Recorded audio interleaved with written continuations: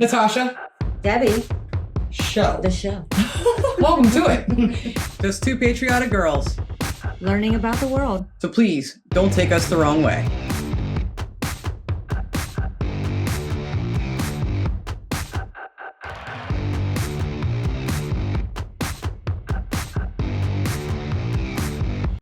Hi, welcome. To the beginning of the end of 2023. Of 2023. That it is. Happy New Year's Eve to all of you. Happy New Year's Eve, everybody. We're excited that, the year's almost over and a new one starts, and hopefully that'll be a good thing. I don't know. Anyway. That is true. Hopefully you have great plans for today. I know you're already starting it out right by watching us. You're finishing this year off epically by watching the Natasha and Debbie show, and starting it off even better by watching the Natasha and Debbie show. But you know what would make the end of this year and the beginning of the next one like super special? I think you have a clue. If you like today's content, please hit that like button But consider subscribing to our channel. that's the most important part. So maybe make that a New Year's resolution. Subscribe to all the YouTube channels you like, not just ours, but Correct. all the ones you like. It doesn't cost anything to do. It literally just takes a moment of your time. And again, as we've said in the past, if you understood how much it helps us out, helps the channel out, helps the channel get pushed out to more folks, just click it. That's right. And in 2024, we're going to hit that 100,000 subscriber mark. And you want to be a part of that. I don't know. So make sure you subscribe. We don't know that. We don't know. I think we're going to do it. Well, people have to keep watching They do. for the shows to keep coming out. They're So going to. send us a little love your way. We'd appreciate it. It's enough of this crap. We have to say this stuff. It's like in the YouTube contract. It's not. Moving on. So we had just said the other day on the video that we did that I'm falling in love with a certain Brit. She is. And that said person is in today's episode. And we thought this would be a really cool video to react to. It sounded very interesting and we're going to learn a lot. So what are we watching today? We're going to watch who was the best English monarch. David Mitchell rates the royals. And I now love David Mitchell. So if you watch our show, you know that we've now done 2 reactions to What I Lie to You. And it's the only time we've even watched the show. And he's hilarious. He's hilarious. He's so funny. I love him. So when Debbie found this video and came to me with it, I'm like, oh, yes, absolutely.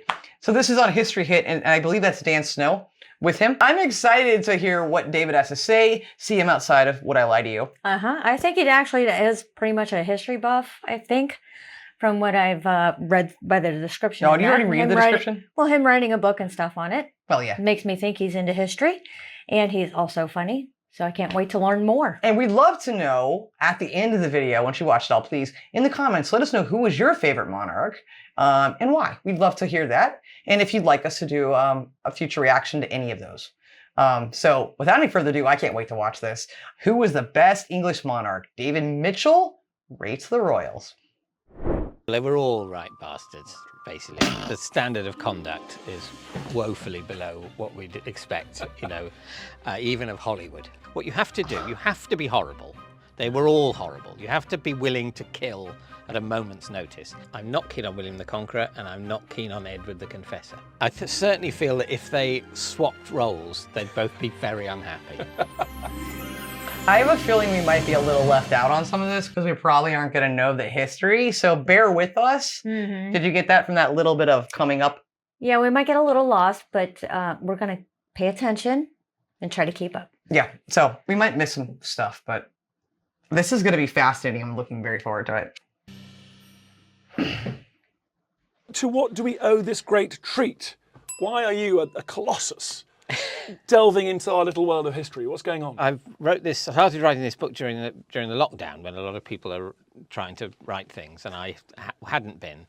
And then I started typing about the Vikings. Oh, brilliant. Because it occurred to me that COVID is a bit like the Vikings, in that it was a terrible thing that suddenly happened to an unsuspecting community. In the case of my typing, Anglo-Saxon England, and suddenly they were being Anglo-Saxon England in their way, and it wasn't a great life, but they were used to it. And then suddenly the Vikings turned up, and it was grim, and they didn't know why. They didn't know whether they'd stop turning up, whether they'd go away, and just thought that's one of the bleakest things about being a human being. Sometimes a bit of history just happens to you, and there's nothing you can do, and you're a victim of it. Wow, I like you're not that. part of it. I like you that don't have agency. quote. Yeah. And the Anglo-Saxons, as we did, tried to give themselves some agency by saying it was their fault. And you know, have all the talk about, yes, with COVID, we haven't been preparing enough for pandemics, or that somebody maybe ate a bat, or whatever it was. Let's please, as humanity, let's take ownership of it and make it something we've done to ourselves, rather than the more frightening thing, which is just something that's happening to us that has nothing to do with us and makes us not a villain, but just a victim. And that's what happened with the Vikings turning, and the Anglo-Saxons said, "Oh, it's God's cross with us. We haven't been praying enough. We haven't been holy enough." That wasn't why. It was just because that, you know, the socio-economic conditions in Scandinavia shifted slightly, as did maritime technology. Yeah, you can't control the waters around the island, David, as we know. You know, that's the ongoing problem in British history. So it used to be Vikings, now it's sewage. That's then they try. I've got images now of the monks on Lindisfarne attempting to sort of enforce social distancing. Sorry, can we just? Well, it's the ultimate social distancing, just going to Lindisfarne, isn't it? I mean, yeah, exactly. Why kings and queens? Why do we return? It's so interesting. We return time and again to this. Does it give us this?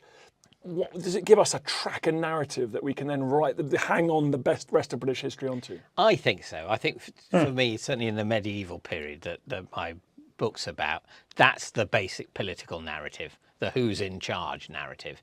And that doesn't tell the full story, but it tells one of the main stories, and it has and it leads you through it.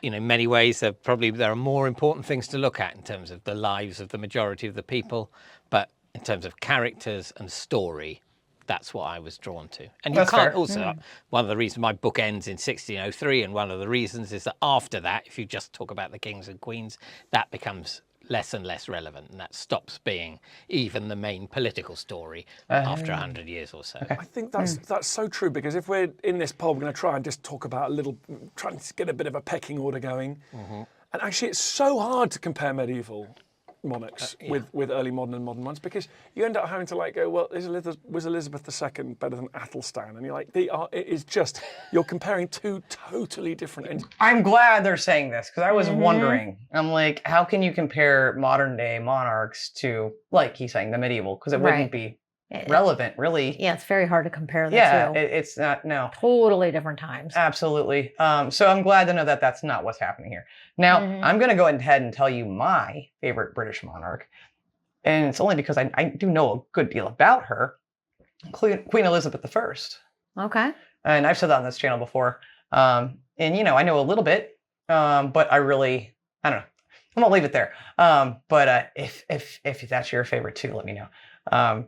But I'm curious to see who he's going to talk about in general and where this is going. But I'm happy that they brought that up. Entities, aren't you? I certainly feel that if they swapped roles, they'd both be very unhappy. I think if Elizabeth II was trying to consolidate Anglo-Saxon control on a partly Viking-occupied island, I don't think that would have been her great strength. And similarly, I think he might have found it a bit frustrating, the endless duty and positivity, and he might just, at some point, can I slash someone to bits with a sword? No, Your Majesty. No, Your Majesty. Take the posy of flowers and smile. Whenever I write and think about kings and queens, it's our bizarre habit of starting the king list with William the Conqueror. It just is so strange, isn't it? And you've gone all the way back to the early medieval as well, haven't you? Well, I thought if we're going to define a book, one of the ways you could define it is say it's about the kings and queens of England. And so you immediately say, okay, so England has to exist. And England didn't exist. I mean, obviously the physical space did, but no one called it England before the Anglo-Saxons arrived, because that term derives from then. So we can forget about the Romans. And similarly, after Elizabeth I, you got the same monarchy in charge of England and Scotland, and so it starts to be more Britain. But the big problem we all face, isn't it, is who was the first king of England? Yes. It's a nightmare. Well, it might be Athelstan. It might be Edward the Elder. It's not Alfred the Great. Sadly not. But it's around then. As I say in the book, it's a sort of soft launch, the Kingdom of England. Because before the Vikings came, the Anglo-Saxons definitely had lots of different kingdoms, and a vague sense that they're from the same cultural root, but no real sense that the notion of England is really forged on the in opposition to the Vikings. Were you kind of drawn towards those early monarchs? I find them increasingly interesting, only because we overlooked them until quite recently. They just weren't part of our kind of national story. I like it because it's so confusing. Definitely. You know, and you understand why there's been so much televising of the Tudors, because you sort of know where you are. There's a handful of easy characters to get a grip on. You can assume a bit of knowledge in the audience. Everyone knows where they are. But the Wars of the Roses, it's all over the place, you know. And I even since writing the book, I've forgotten most of it. Okay, but great. the Plantagenets going into the two cadet branches of York and Lancaster, that's the big muddle of what basically happened in medieval England that I used writing this book to briefly get a sort of grip on. So we did, I don't know how long it's been now. I think it was last year, if I'm not mistaken. I think it was last year. I think so. Last year. Or the beginning of this year, I don't know. We did a video on the Wars of the Roses, and it was a short one. And they used a lot of Game of Thrones stuff to help. And I found that very helpful, if you are, of course, a fan of Game of Thrones. And I found it fascinating. That definitely helped. I mean, I was quite confused, even with the Game of Thrones helping me out. It's a lot. So I'm glad he's admitting that that's quite confusing and muddled time. Yeah, well, hard to follow. Yeah, well, I don't know that it's hard to follow. Maybe there's just less, of course, documentation in those times too. But also, so much going on. Yeah. Mm-hmm. But I do find that to be something I want to learn more about, though, and go more deep into, and then to the little video that we did. But the confusingness of it is attractive, and that's what all kingship is. Our notion of kings is partly Henry VIII, but apart from his big iconic figure, we're thinking of kings that were in that period. That's the proper period of kings. That's when the Do you agree? all of the aesthetic of kingship derives from that time. They had crowns, they had shields, they had coats of arms, and that's what. And they all of the pictures of I agree. King Arthur have him like that. Even though if he had existed, which he didn't, he was a millennium earlier and would have had very, very different clobber. Probably a bit of an old toga, and clinging on to the half a gladius and a sandal. Is writing a history book sort of dad? Is that one of the dad sort of things to tick off? It's dad life, hashtag dad life. Because the reason I ask you about writing history books, it strikes me that one of your more famous alter egos, someone who you've had to struggle in the past to put distance between you and this fictional person. He wanted to write a book called Business Secrets of the Pharaohs, I think. Yes. Well, I can't say that I've entirely escaped the shadow of Mark Corrigan in writing a history book. This is a okay. book We don't know the show. Might be interested in. Well, I think so. But But the thing about him and me, we were young fogies, and now I'm gradually growing into the appropriate age for fogies. That's as another young fogey. It's quite nice because all your friends suddenly join. You don't move. You remain as interested in Stalingrad as you were at 19. Yeah. But strangely, your sort of weird mates who are interested in house music and other things start to, and then sometimes surprise. Isn't that funny how life kind of goes that way? Yep. I know you've experienced that. Yeah, I don't. What you can be into one thing and everybody thinks you're weird for doing it. Oh, that, yeah. And then as people get older, they start finding out that your original interest is actually interesting and they start to join in with you. Yeah, and what she's referring to specifically with me was when I was a kid, loving Elvis Presley and Queen in America. I was considered a freak of nature, a weirdo. You like the gay band and da-da-da, and you like the dead guy and you're weird and etc. I've been through different periods in my life where I was really into history, and unfortunately, you do forget about it when you're not continually in it. So it's good to get a refresher and hear more about it. She's like a little American Civil War historian. True story. Past you. I've got mates now who are writing detailed descriptions. Their grandfather at the Battle of Passchendaele. I'm like, you've overshot the runway. Yeah. Yes, what's your care more when you get older. collection looking like now? Exactly. Yeah. Exactly. I love people's different perspectives on all the monarchs. Can we just start with any that you are just sick of and you think are massively overrated? I'm not keen on William the Conqueror. Okay. Interesting. I'm not keen on William the Conqueror, and I'm not keen on Edward the Confessor. Well, I wouldn't say Edward the Confessor is massively overrated, but no one likes him. we call. Well, I'm very glad to hear it, my God. because it No one likes seems like lots of people like him. They allow him to call himself Edward the Confessor and talk about his holiness and his praying. Absolutely useless, man. He was a useless man. Totally. He sowed the seeds of discord. Absolutely. Do They're we not like holding William back. the Conqueror? No. Because you have a kind of nostalgic love for the Anglo-Saxon, sort of all a bit 19th century, a bit nostalgic for that, or do you just think he was a right bastard who was just a violent psychopath? Well, they were all right bastards, basically, in terms of the standard of conduct is woefully below what we'd expect, even of Hollywood. There were so many times in the Middle Ages where people were just waiting for this useless bastard to die, and very occasionally they go, well, it could be ages, even though it's the Middle Ages and people just drop dead for no reason all the time. We just can't wait for him to die. We're going to have to do something else. Edward II, I'm sorry. It's just too long. just- He might not die for 30 years. Yeah, he can't. His father made old His bones. dad made old Yeah, bones, and his son did. Ooh, Yeah, dear, Richard dear. II, similarly, Yeah. it's going to be too long before he dies. We're just going to have to put him in a castle and starve him. So, William the Conqueror, Yeah. you don't like him because you're affectionate. You've got to towards- pick a side, right? Okay, I mean, okay. that may be that some academic historians would say you don't. I think possibly. But I think they've lost the joy. But I think the Battle of Hastings, one of the first things you get taught about, or I got taught about, and you've got to pick a side. Do you want to pick the invading Normans, or do you want to pick the Harold sitting on Senlac Hill? And I picked Harold. Most of the people in my class picked Harold, but turns out, sadly, spoiler alert for people who haven't yet bought the book, Harold loses. Crikey. Oh. And that's a bit of a shame. And it's one of the good reasons not to start your history of the kings and queens of England with William the Conqueror, because it's a bit of a pisser. Down. Harold's an attractive character, I think. Yeah, he's very obviously he had no birthright to be king, but that we feel more relaxed about that now, that we're not so keen on the whole notion of people being in charge because of a birthright. I really wish I knew a lot of the backstory and the history on a lot of this. I Yeah. don't. I know some of it, though. Some of it I'm remembering little pieces from little other things, Yeah. but enough to get through this in my head and understand To understand enough to some of degree what what he's they're talking referring about. to. But I do find this to be really good and fascinating, and I love him.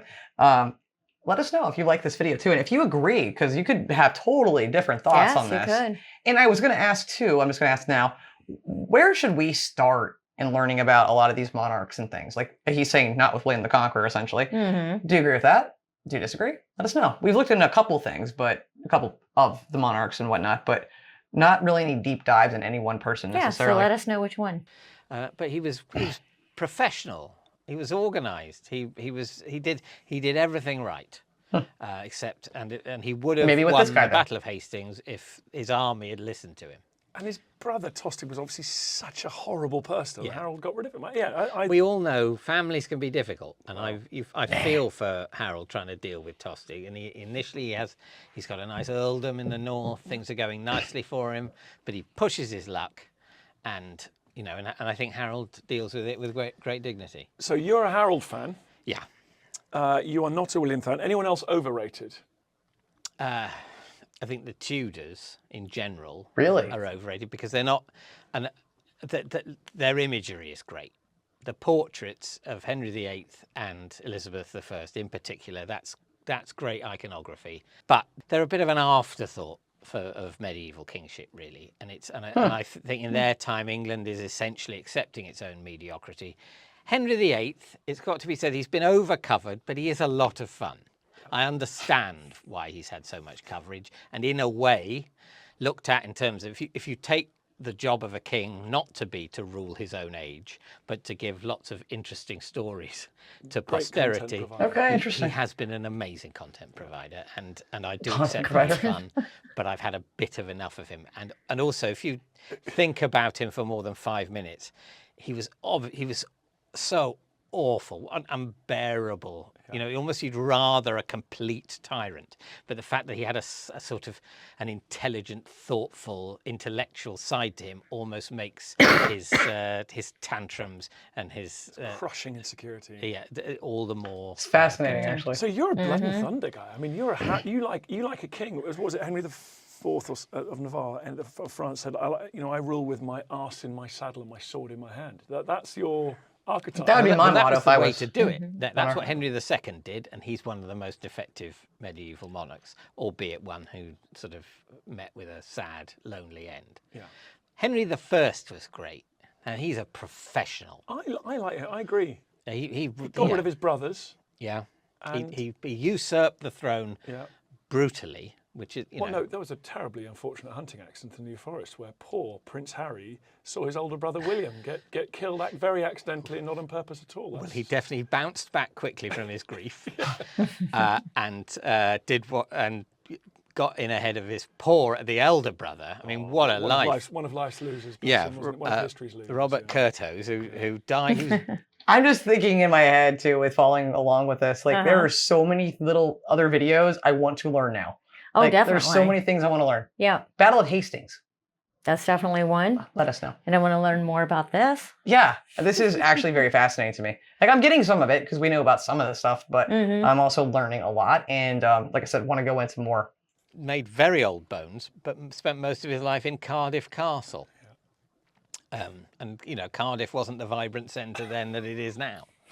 So I feel sorry for him. But no, Henry Was I it really bad? it just feels like he's professional. He got it. What you have to do, you have to be horrible. They were all horrible. You have to be willing to kill at a moment's notice. But if you do it with a rationale, you do it even-handedly, you don't have favourites, and you have some notion of the stable government you want to be heading towards, then it can work out. And he created a very peaceful kingdom, albeit through violence. And in those days, that's sort of as good as it gets. And also, another thing he doesn't do, that many of the other ones that vie for best king, they all do, is he didn't try and conquer too many other places. That puts a lot of pressure on the kingdom, when the hundreds of years where every king of England is trying also to be king of France, and it's not really viable. But he said, no, I've got Normandy in England, and I'm going to stick. Happy days. Yeah. Okay, so Tudors are overrated. William the Conqueror's overrated. Anybody else that you came to really think was... So Elizabeth Tudor usually tops the list, doesn't she? Elizabeth I. She I suppose she is overrated. She wasn't amazing. I struggle with her because sometimes I think, oh, what amazing, and all that kind of clever politics. And then partly you think, well, Ireland was a disaster. She didn't solve any of the big problems. She delayed all the big problems. Didn't seem to I solve don't know any that of them. much. So I struggle with her. Well, the thing about her that people don't seem to say, but strikes me, and it's a success of her brand building that people don't say it, is she was just very, very cautious. Yeah. And she inherited the throne at a time where she was the daughter of Anne Boleyn. The country is hugely divided, religiously speaking. She was in an extremely insecure position and had a tricky life up to then. So I understand the caution. It's an intelligent person's response. I was going to say that. But she sort of knew she was on a sticky wicket and behaved like it, really. And she was, repelling the Armada went well, but everything she actively pushed out into the world was essentially underfunded and nervously done. Well, and I didn't know that. She underfunded the poor old sailors who fought in the Armada as well, to their great detriment. So she sort of launched her own Armada, didn't she? Oh, yeah, a couple of years later, that went at least as badly. We've forgotten that one. Yeah. What's our... Hold up. So I didn't... Like I said, I knew a lot. I don't know a lot about Elizabeth I. I know some stuff, Yeah. I didn't know any of that. That's like all important stuff.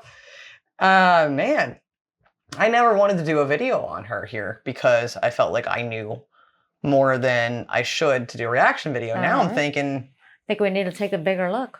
Because I love reading about little things here and there, but I've watched the movies and stuff too. I know they're not always accurate, but I know some stuff, but I guess that's true if you think about it. Like even with our own presidents, like unless you pay attention to everything they did, things, etc. Yeah, if you don't get the whole story, you're not getting any of it really. Part of the story. You're just getting pieces.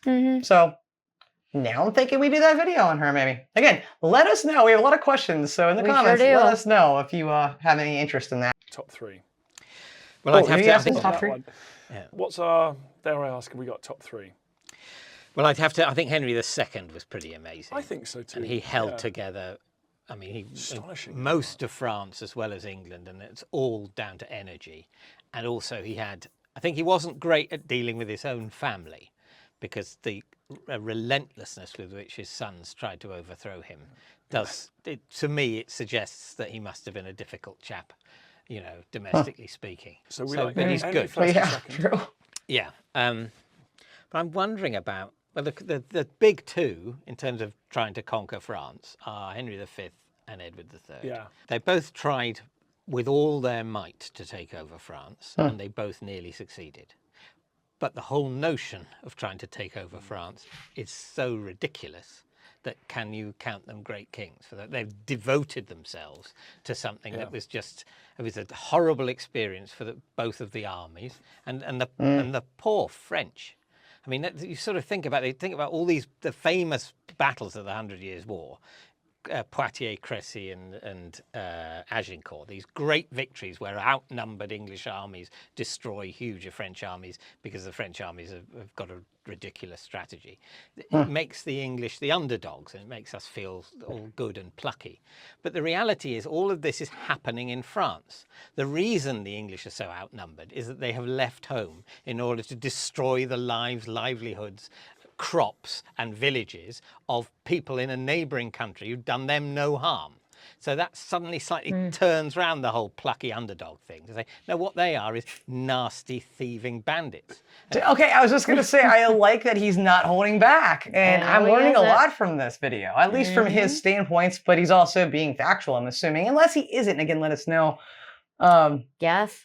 I didn't expect to hear something definitely like that. a different take. I didn't really expect that from him. Yeah, I didn't, but I'm also not surprised at the same time either, I guess, because he isn't some type of guy that would just beat around the bush. I'll be very curious to read the comments on this video to see what your guys' thought processes are on a lot of these things.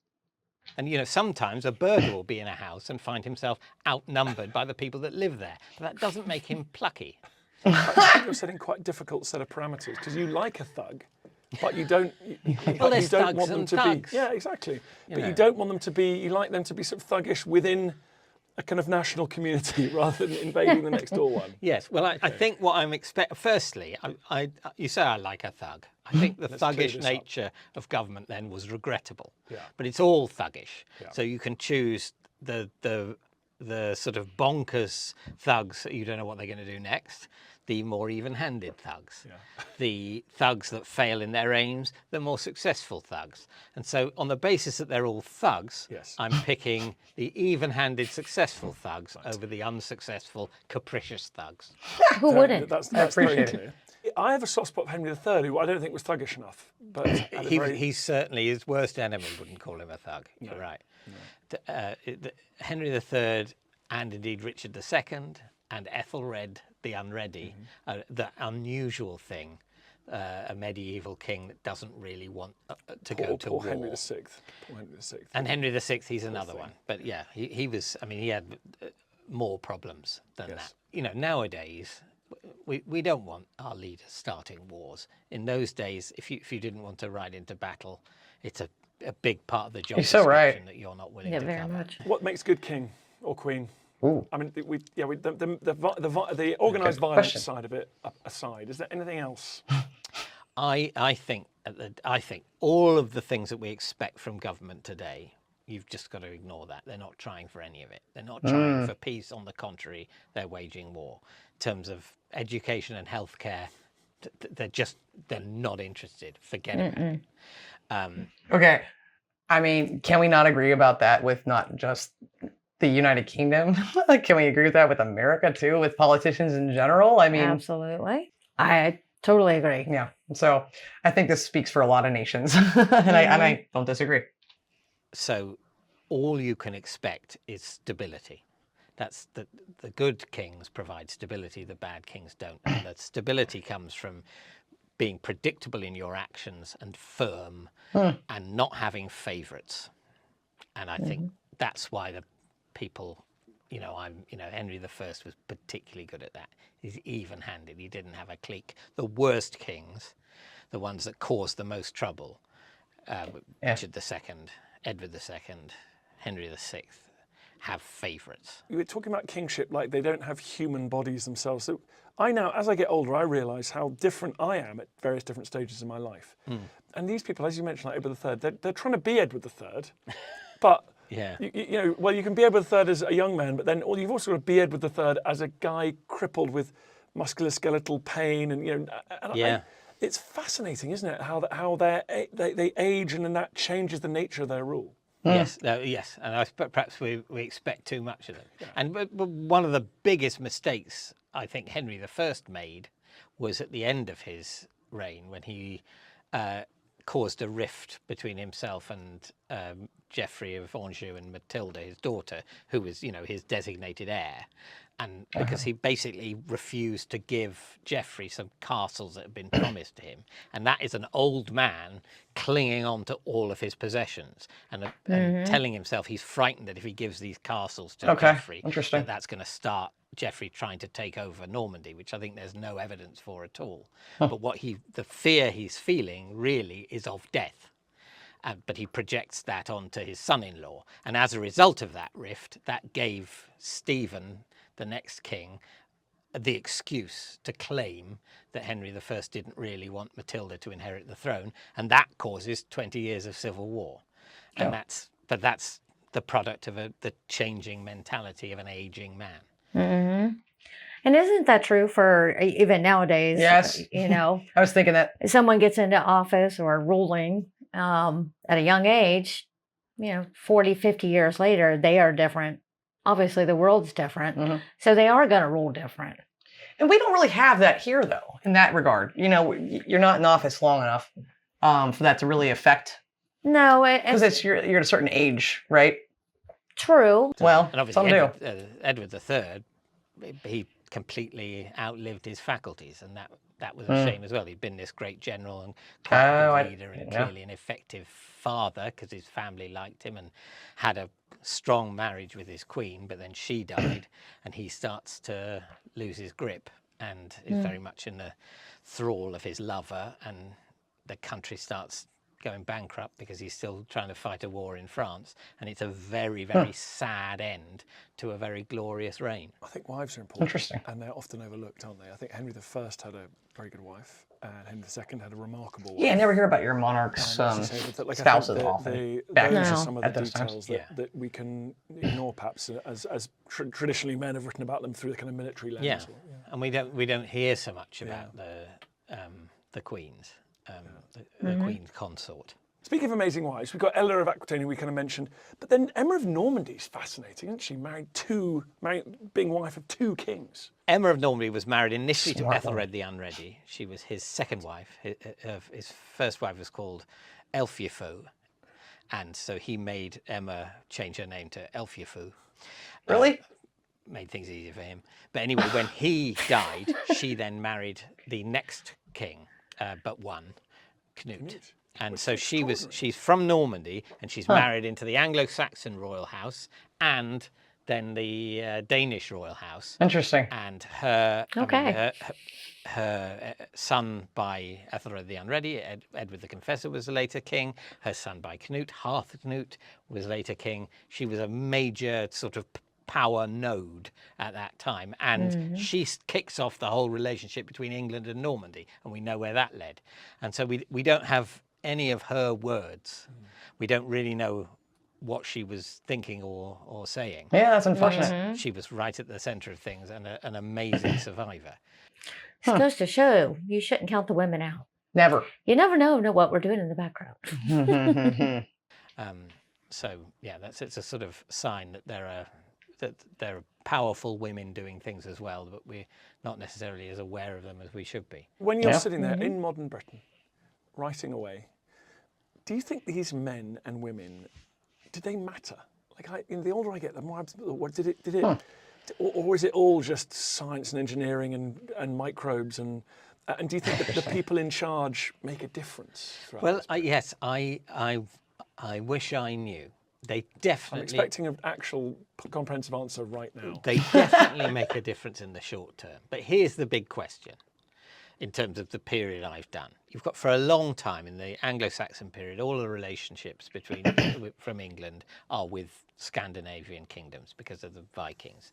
And you have King Canute, who is basically rules England and much of Scandinavia, and it sort of feels like that's England's orbit. And then suddenly a few of the right people die, and that all changes, and William the Conqueror comes over, and England's orbit is all France. And then you have Henry II, and it's almost like the whole direction the country's looking in swivels round. Was that inevitable? Would that have happened if we know someone else? Canute's kids hadn't been so bloody useless. Well, yes, if he'd had more effective heirs, or if William the Conqueror had lost at Hastings, which could easily have happened, Harold the Godwinson very much more Scandinavian looking. Would that trend have continued, or was the impact on England of Normandy and by extension France inevitable? That culture. Well, that's fascinating. Was a force beyond the control of any man or men. What do you think? So would without William the Conqueror, would the Anglo-Saxon royal house still have basically been dealing with France 100 years later? And you see Very how true. I've avoided answering your question He by didn't just reposing it. Re- I could be a politician. Couldn't I? Well said. Ooh. Best monarch to go for a beer with? Monarch to go for a beer with, I think. Young Henry VIII. Oh, okay. I think young Henry VIII, he'd be good company, but I wouldn't trust him. Best monarch to be your brother-in-law, to marry your sister. Ooh, not Henry VIII. Oh. Marry your sister. That is an incredibly specific question. It is. I'd like to hope my brother-in-law is not listening to Okay, this. He's now not you're from going to my have life. to. Best Edward IV. Yeah. Bit of a shagger. He was a bit of a shagger. I tell you what, he did for his wife's family. Oh, okay. He That's a very good absolutely- way of looking at it. Absolutely showered them with wealth. Well, there you go. But also, I Good think answer. Edward IV is slightly underrated as well, So can I because just- he was quite If capable. David Mitchell's sister is listening to this podcast, you are I there. don't have a sister. Well, there you go. That's why. I was wondering if he did. She is there simply to bring honours and jewels upon the rest of the family. I love it. But I think they would have said, that family, that he made an okay brother-in-law. Yeah. That's true. And then Nice. his little brother came along and had them all killed. Yeah. Best monarch to go on a stag night team building exercise on a windswept island off the coast. What? What do you want from someone like that? You're on a team building. I mean, Very specific. If you're me, you want the monarch who will guide you to the latest pub that has the nearest pub that has nice rooms, so you can avoid the Henry whole the team Navigator. building. The whole And team. so, building. yeah, I don't know. I think maybe, you see, Edward IV would be quite good for that sort of thing. He liked his creature comforts. I mean, they killed him in the end.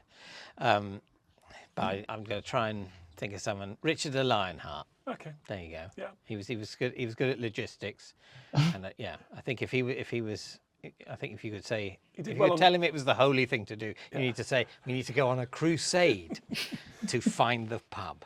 Yeah. He did well on Cyprus, which is an island, so there, I guess. Yeah. So. Dave Mitchell, thank you very much for coming on this show. What is the book called? It's called Unruly.